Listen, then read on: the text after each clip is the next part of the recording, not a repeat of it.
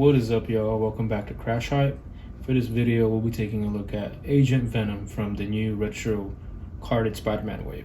So first things first, my first impression of this figure is it's a very, for me at least, it's a very well updated figure when you compare it to the, I don't believe it was a Walgreens exclusive, but the Agent Venom with the ball jointed hips. That was actually one of my grail figures. I believe I have a short of that figure in the channel. Feel free to check it out. It was nice for what it was back then, but with everything that we've been getting from Hasbro throughout the years after that though, it was like we needed a new one. Of course, if you wanted to go a different route in terms of like, which was, I'm talking about Amazing Yamaguchi, it's an incredible figure. I've never owned any type of Amazing Yamaguchi import figure, but from what I've been seeing all over the social media, especially from Lethal Collector, I don't know if you follow them or him, he does great poses with that figure or any other figure, you know. A few years forward, Hasbro finally decided to redo Agent Venom. Did they do him justice? For me, yes. I know a lot of people are complaining, or a lot of people have gripes about this figure, which we'll get into.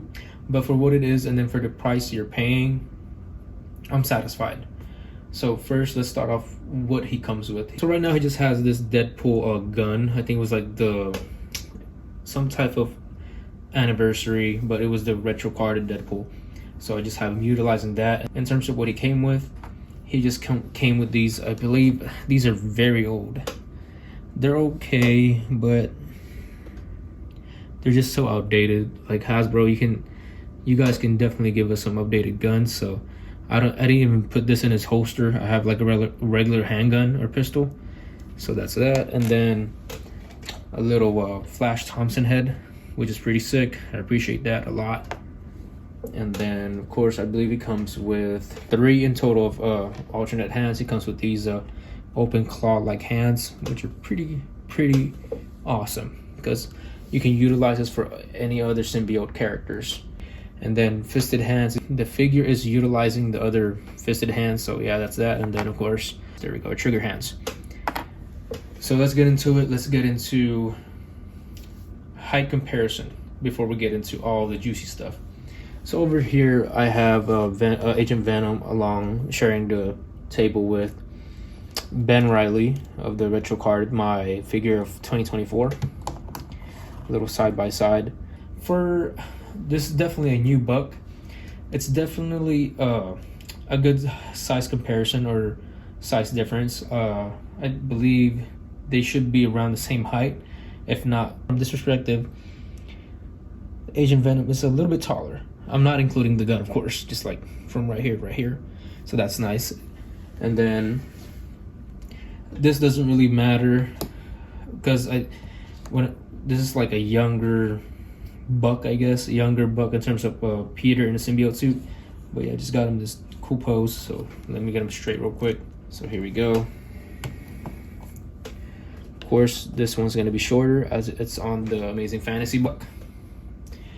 It's shorter because it's on the Amazing Fantasy mode, so still cool. Let's get these out. Oh, and the reason why I love that head sculpt is you can pretend, I guess, that this is from the new Ultimate Spider-Man run. I think this is how Ben would look if he was to appear in that run. But tell me that doesn't look good. As soon as I saw this head sculpt from product images, I'm like, that's definitely gonna go on the retro Scarlet Spider-Man or Ben Reilly. Yeah, pretty sick, right? So let me put them right there. And then let's get into articulation with this new body mode. So I'm just gonna take off the gun that he has. So in terms of articulation on his arms, he can rotate along with the shoulder pads too. Full 360. Pretty cool, right? With the older version, I wish I had it, but I modded that one and then I sold it to a friend. But anyways, this one you can definitely doesn't hinder any articulation in terms of his shoulder pads. Arms can go out that much, double jointed of course, which is nice. And of course expect the same articulation on the other side. And then no waist swivel. That's the only thing that's hurting this figure. But when it comes to me, personal experience with this figure, it's all about how you take your shots and take your shots and angles of toy photography and poses, I guess. That's just me. But I do understand that this figure really needs it to be twice as fun, I guess. But for me, I'm having a blast with this Agent Venom.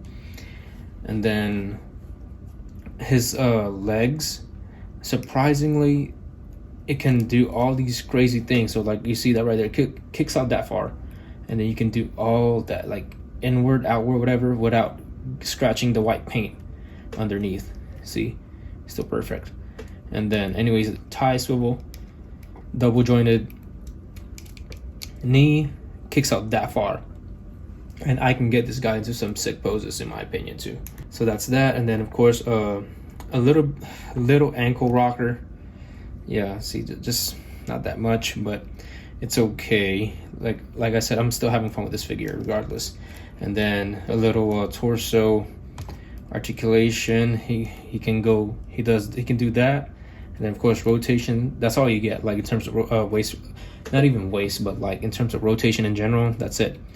But he does go down forward quite a lot for not having the waist, whatever, right? Waist rotation.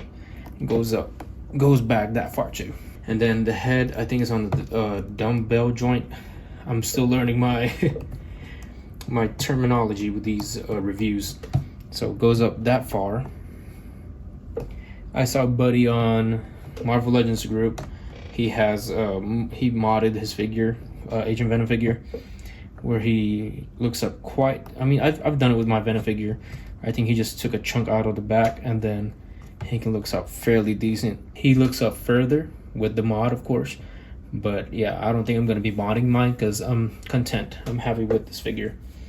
And then he looks up. He looks down that far along with the diaphragm rotation or diaphragm. So yeah, that's it with the articulation. So is this figure worth buying? If you don't want to spend that much money in terms of like the imports with the Amazing Yamaguchi, I know they're doing a re-release. I almost pre-ordered it, but I have high hopes for Hasbro Marvel Legends, and honestly, they did not disappoint. I mean, it bothered me at first, but like as soon as I started taking shots and like different angles of this figure, I was happy with it. Would I consider buying an Amazing Yamaguchi to replace this one? Maybe, but not right now, because I'm really happy with this guy. And he just looks, what do you call this? His proportion wise, he just fits well with the modern Marvel Legends now. So yeah, that would be all for the video. Comment down below what you think about this video. What do you think I can improve on? And if you're gonna cop this figure. I've been telling people on this group I'm in that go cop this figure, go hunt, or go pre-order, because I'm having fun with it. And I'm just gonna show you some flicks of like, it's really just all about the angles in my humble personal experience, you know. So yeah, I hope y'all have a good one. I just recently picked up Spider-Man Unlimited along with this guy, and earlier this morning I happened to stumble upon Electro, Francis Fry, and Kane. So expect those three on the channel soon. Y'all take it easy, stay blessed, lock in, and peace. しびれ集め持ってきたしびれ集め持ってきたあの日の間違いを飲み込むのが苦しくて朽ちるまでの